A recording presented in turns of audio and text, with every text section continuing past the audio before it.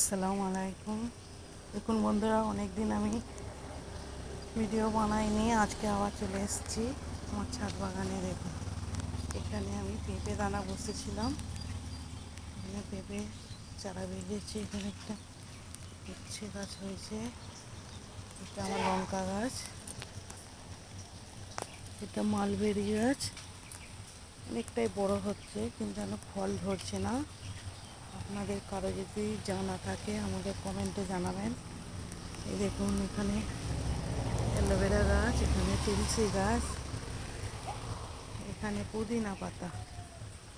পুদিনা পাতা হয়েছে, প্রচুর পুদিনা পাতা। ডাল মানে ডাল কেটে বসালেই হবে, প্রচুর হবে পুদিনা পাতা, কিন্তু খুব উপকার শরীরে। দেখুন, এটা আমার ড্রাগন গাছে ডগ কেটে দিয়েছিলাম, চারাগুলো বেরিয়েছে।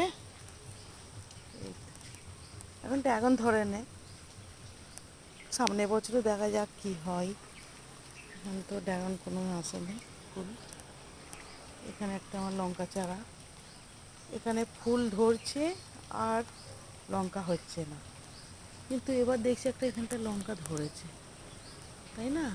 হ্যাঁ, দেখেছেন এখানে একটা ড্রাগন গাছ, গোলাপ ফুল গাছ, চটি ফুল গাছ, এখানে একটা লঙ্কা গাছ, পাতাগুলো কুঁকড়ে গেছে। এখানে একটা সবেদা গাছ, এখানেও ড্রাগন গাছ বসছি, এখানে চটি ফুল গাছ।